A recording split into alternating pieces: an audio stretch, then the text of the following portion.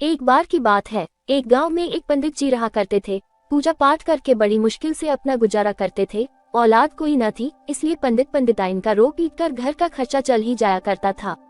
पंडित जी थोड़े संकोची टाइप के व्यक्ति थे। कोई आ जाता तो उसके यहाँ पूजा पाठ कराते, अन्यथा सारा दिन घर पर ही गुजरता था।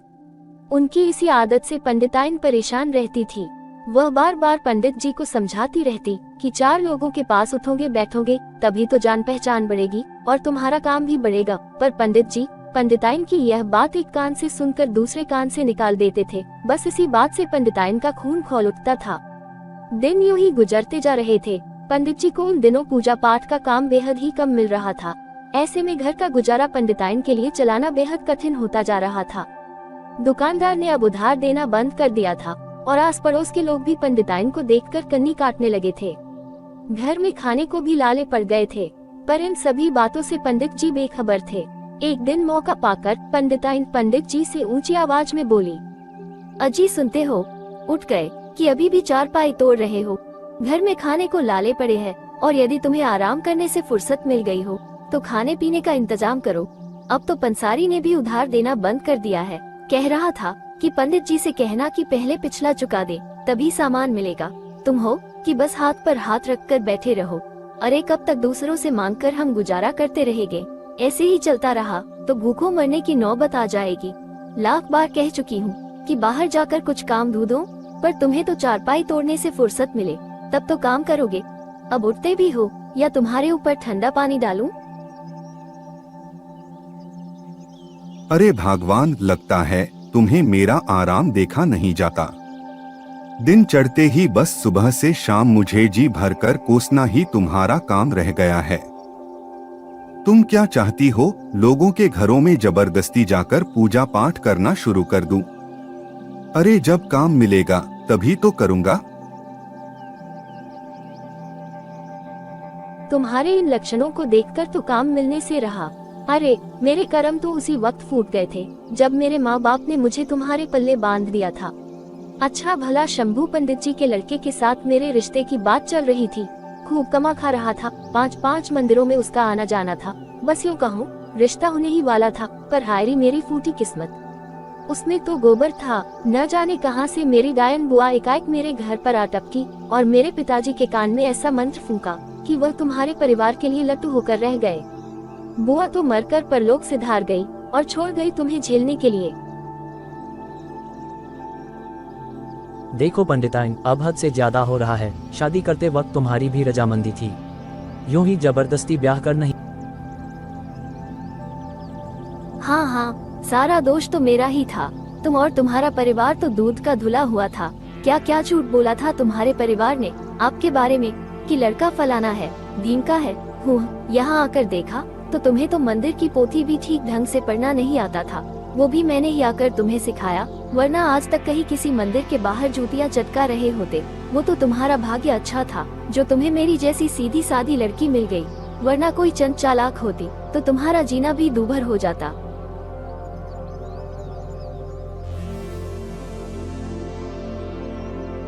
हाँ, वो तो तुम्हारे घर के अंदर पैर पड़ते ही मेरा पूरा परिवार समझ गया था कि हम गलती से सींग वाली गाय उठा लाए हैं। देखो भगवान, शांत। अब वो गुजरे जमाने की बात हो चुकी है। तब मेरे परिवार ने मेरे भविष्य के बारे जो सोचा था वह तुम्हारे परिवार को बोल दिया। अब वो मेरे बारे में ठीक नहीं निकला तो इसमें उन बेचारों का क्या कसूर? ऐसे बहुत से लोग होते हैं जो करना तो बहुत कुछ चाहते हैं पर कर कुछ नहीं पाते। कभी कभी किसी के घर में राहु केतु के साथ चोर दरवाजे से शनि भी प्रवेश कर जाता है। हा, बोल तो ऐसे रहे हो जैसे तुमसे बड़ा प्रतिभाशाली पूरे शहर में नहीं था। और ये चोर दरवाजे वाला शनि किसे कहा तुमने? तुम्हारे परिवार में इतने शनि है कि यदि पर्दे उधेड़ना शुरू कर दूंगी तो मेरे सामने टिक नहीं पाओगे। सारे शनियों के दर्शन यही खड़े खड़े हो जाएंगे। मैं बार बार कहती हूँ कि मेरा ज्यादा मुंह मत खुलवाओ। जिस दिन खुल गया उस दिन तुम्हारे पूरे परिवार का सारा कच्चा चिट्ठा गिनवा कर रख दूंगी। कह देती हूँ, हाँ न?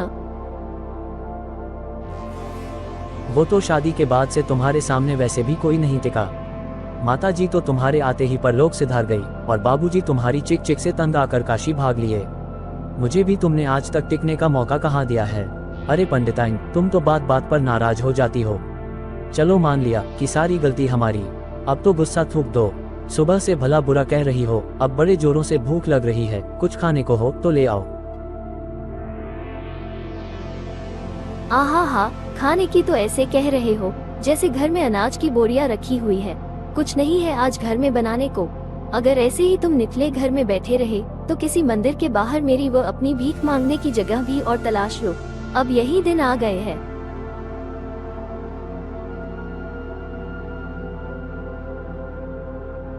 इतनी दयनीय घर की हालत को सुन पंडित जी सन रह गए और घर की व्यवस्था कैसे पटरी पर आए ये सोचने लगे। कुछ देर मनन करने के बाद उन्होंने काम की खातिर पास के शहर में जाने का फैसला लिया और पंडिताइन से, पंडिताइन, तुम्हारा कहना बिल्कुल ठीक है। इस तरह घर में पड़े कुछ नहीं होगा। यदि घर का गुजारा चलाना है तो मुझे पास के शहर जाकर कोई काम करना ही होगा। कब तक पूजा पाठ वाले लोगों की राह जोहता रहूंगा? इससे अच्छा है कि मैं कोई काम करूं।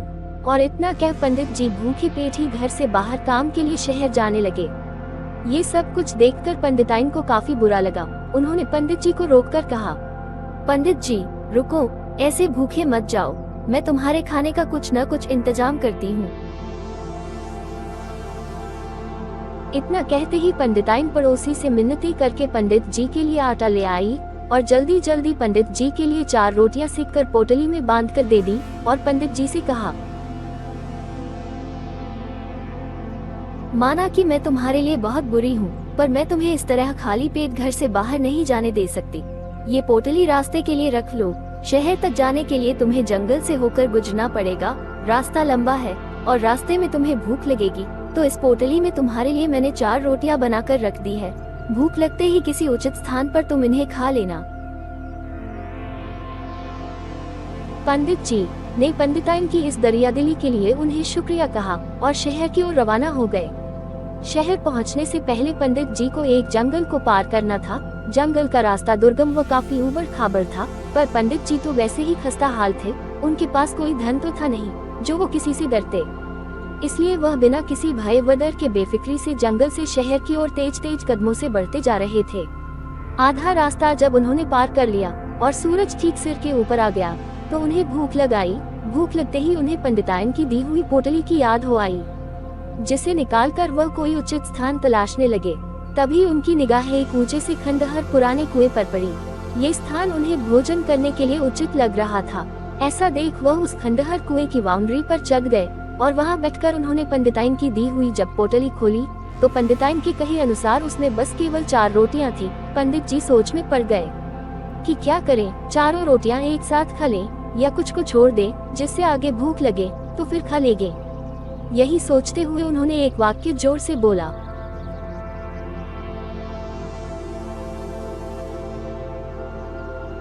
एक खाऊं कि 2 खाऊं कि चारों चट कर जाऊं, एक खाऊं कि 2 खाऊं कि चारों चट कर जाऊं। इत्तेफाक की बात थी, पंडित जी जिस कुएं पर बैठकर यह सब बोल रहे थे उस कुएं के अंदर 4 भूतों का वास था। जैसे ही पंडित जी के उन चारों ने ये वाक्य सुने तो सुनते ही वह बेहद भयभीत हो उठे। इधर पंडित जी अपनी धुन में लगातार बोलते जा रहे थे,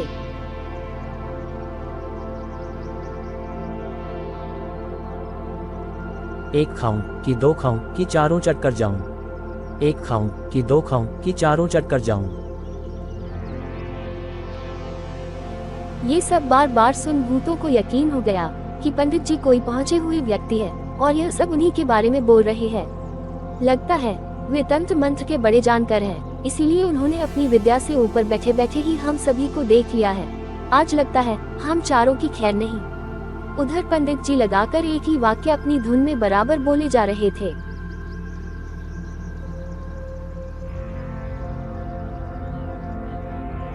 एक खाऊं कि 2 खाऊं कि चारों चट कर जाऊं, एक खाऊं कि 2 खाऊं कि चारों चट कर जाऊं। कुएं के भूत पंडित जी के लगातार इस वाक्य के बोलने से इतने भयभीत हो गए कि वह थर थर कांपने लगे और कांपते हुए एक एक करके पंडित जी के सामने प्रकट हो गए। एक साथ 4 भूतों को देखकर पंडित जी की तो होश ही उड़ गए। वो बेहोश होते होते बचे, परंतु किसी तरह उन्होंने अपने आप पर काबू पाया। इससे पहले वह कुछ समझ पाते, उन 4 भूतों में से पहला भूत आगे बढ़ा और पंडित जी से बोला,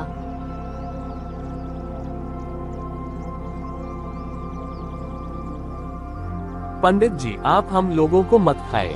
हमने भला आपका क्या बिगाड़ा है? हम तो वैसे ही लोगों के डर के कारण इस कुएं में रहते हैं। हम आपको विश्वास दिलाते हैं कि हम बेहद शांतिप्रिय भूत हैं। यदि हमसे कोई अनजाने में गलती या भूल चूक हो गई हो तो हमें माफ कर दीजिए, पर हमें खाए नहीं। हम आपके सदा आभारी रहेंगे। तभी दूसरा भूत पंडित जी के सामने आया और बोला, पंडित जी, आप तो मुझे शक्ल से ही बेहद दयालु प्रवृत्ति के लगते हैं और शुभ शाकाहारी भी मालूम पड़ते हैं। क्यों नाहक हमें खाकर अपना धर्म भ्रष्ट करना चाहते हैं? हम सभी ने अभी अभी तो भूतों का जीवन शुरू किया है।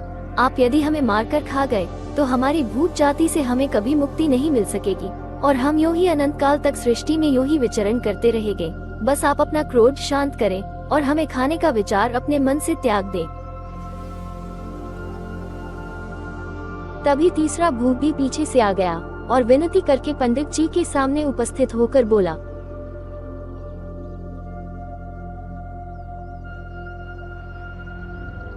हाँ पंडित जी, यदि आप हमें नहीं खाएंगे तो हम आपको बदले में खूब सारा धन भी देंगे, जिससे आपके जीवन में कोई कष्ट नहीं होगा। बस इतनी सी मेहरबानी कीजिए कि हम लोगों को खाना मत, नहीं तो हम बेमौत मारे जाएंगे। तीन भूतों की बातों को सुनकर पंडित जी का हौसला थोड़ा बढ़ा। कहाँ तो उनकी खुद की हवाएं उड़ी हुई थी, पर भूतों की बातों को सुनकर उन्हें थोड़ा थोड़ा माजरा समझ आने लगा था। इससे पहले वह कुछ और बोलते, उनके सामने चौथा और अंतिम भूत प्रकट हुआ और पंडित जी से बोला, पंडित जी, यदि आप हमें नहीं खाएंगे तो हम सभी भविष्य में भी आपकी हर संभव सहायता करते रहेंगे। बस आप हम चारों को दया करके बस खाने का विचार छोड़ दीजिए और हम पर रहम खाए। चारों भूतों की सारी बातें सुनने के बाद पंडित जी को इतना तो इत्मीनान हो गया कि आज उनकी जान बच गई, पर वो अब तक सारा माजरा समझ चुके थे। पर वह अब भूतों को अपने मन की बात नहीं बताना चाहते थे, क्योंकि वह बताने से उन्हें अपनी जान से भी हाथ धोना पड़ सकता था। लिहाजा उन्होंने अपने मन की बात मन में ही दबाना उचित समझा। उसके बाद वह साहस बटोरकर चारों भूतों से कड़क आवाज में बोले, देखो, तुम चारों मुझे खाने से रोक तो रहे हो, पर मुझे तो बेहद भूख लगी है। फिर मैं इस घने जंगल में क्या खाऊंगा?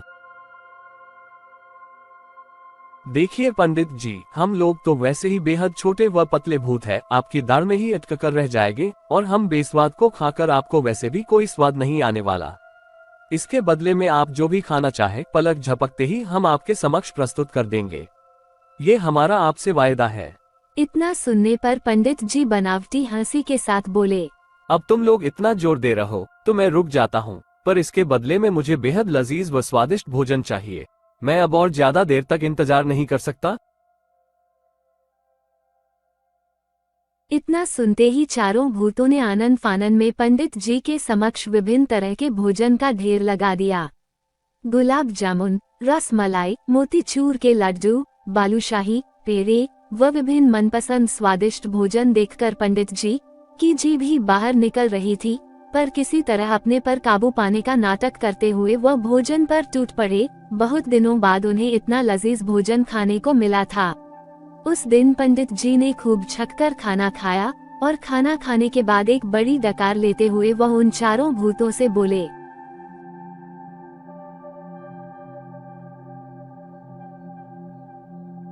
अब यूं ही खाना खिलाकर तरकाने का विचार है क्या? मेरी दक्षिणा, वो मेरे कहने का मतलब है कि जो चलते वक्त तुम लोग मुझे जो धन दे रहे थे वो कहाँ है? क्या यूं ही खाली विदा करोगे मुझे? इतना सुनते ही फिर से चारों भूतों ने पंडित जी के चरण पकड़ लिए और बोले कि पंडित जी, आप बेहद उतावले दिखाई पड़ते हैं। अभी अभी तो खाना खाया है, थोड़ी सांस तो ले लो।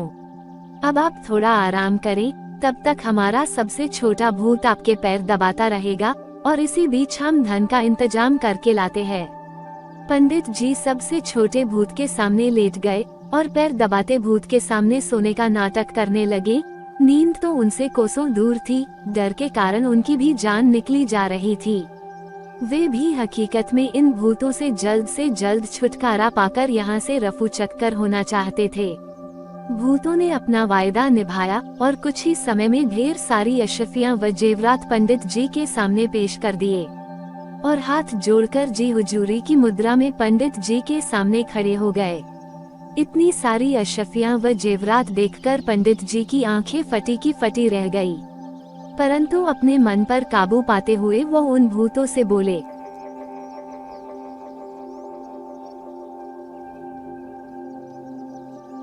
देखो, तुम लोगों के ज्यादा जोर देने पर मैं तुम लोगों को छोड़ रहा हूँ, वरना हाथ आए भोजन को मैं यूं ही नहीं छोड़ता। अब इतना अच्छा खाना खिलाया, वह ढेर सारी अशरफियां व जेवरात दिए, तो मेरा भी यह फर्ज बनता है कि मैं तुम लोगों की बात मानकर तुम्हें छोड़ दूं। मेरा यह उपकार तुम लोगों पर सदा बना रहेगा। पंडित जी, आपका बहुत आभार। आपका यह उपकार हम चारों भूत जीते जी क्या मरकर भी नहीं भूलेंगे।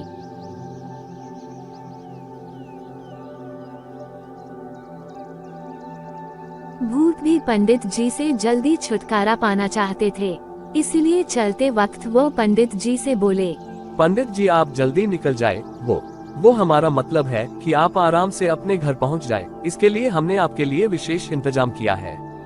ये रहा विशेष जादुई कालीन, जो आपको शीघ्र आपके घर पहुंचाने में आपकी मदद करेगा।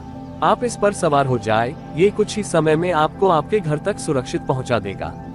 नमस्कार पंडित जी, वायदा करो अब दोबारा इधर हमें परेशान करने कभी नहीं आओगे।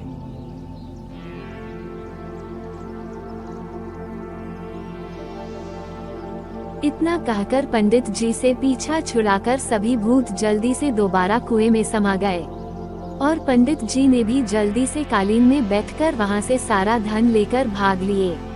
पंडित जी जब घर पहुंचे तो शाम के बाद रात्रि का प्रथम पहर चल रहा था।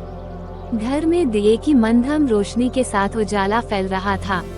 जब पंडित जी ने घर की कुंडी खटखटाई तो बड़बड़ाती हुई पंडिताइन चारपाई से उठी और बोली, अब इतनी रात को कौन मरने आ गया? अब भरपेट खाने को नहीं है तो क्या चैन से सोने भी नहीं दोगे?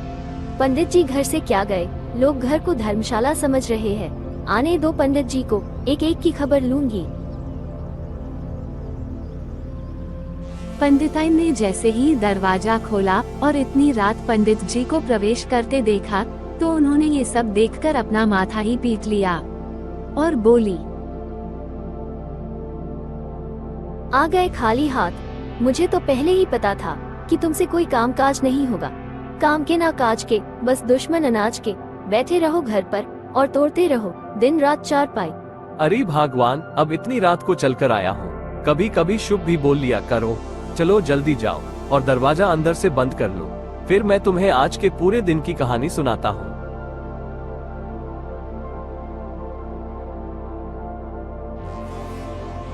पंडित जी पंडिताइन की बातों को सुनकर मंद मंद मुस्कुराए और अपने साथ लाए समस्त अशफियां व जेवरात पंडिताइन के सामने पटक दिए। इतनी सारी अशफियां व जेवरात देखकर पंडिताइन हैरत में पड़ गई और बेहोश होते होते भी बची। तत्पश्चात जब पंडित जी ने शुरू से अंत तक की पूरी कहानी पंडिताइन को सुनाई, तब जाकर पंडिताइन ने राहत की सांस ली। पूरी घटना पर उन्हें घोर आश्चर्य भी हुआ।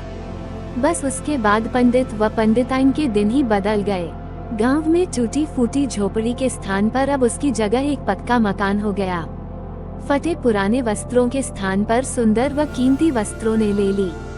पंडिताइन तो अब पूरे गांव में इतराती हुई डोलती रहती। जिन पंडित जी को वो सदा कोसा करती थी, अब उन्हीं की दिन रात बिना थके गुणगान करती रहती। हर समय सोने व गहनों से लदी रहती। पंडित जी को भी अब रोज की चिक चिक से आराम मिल गया। अब उनकी पुरानी चारपाई के स्थान पर एक नया पलंग आ गया, जिस पर वह लेटे लेटे घर के नौकर चाकरों को आदेश देकर काम करवाते रहते। और जब भी पूजा पाठ का कार्यक्रम किसी यजमान से मिल जाता तो वह भी पूरा कराते थे। गांव में पंडित जी की गिनती अब बड़े रईसों में होने लगी थी। सभी गांव के लोग पंडित जी की रईसी से अचंभित थे, परंतु समझ कुछ नहीं पा रहे थे। पर कुछ भी हो, पंडित व पंडिताइन उसके बाद से एक खुशहाल जीवन व्यतीत करने लगे।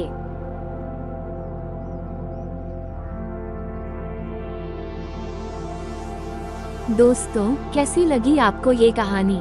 अच्छी या बुरी?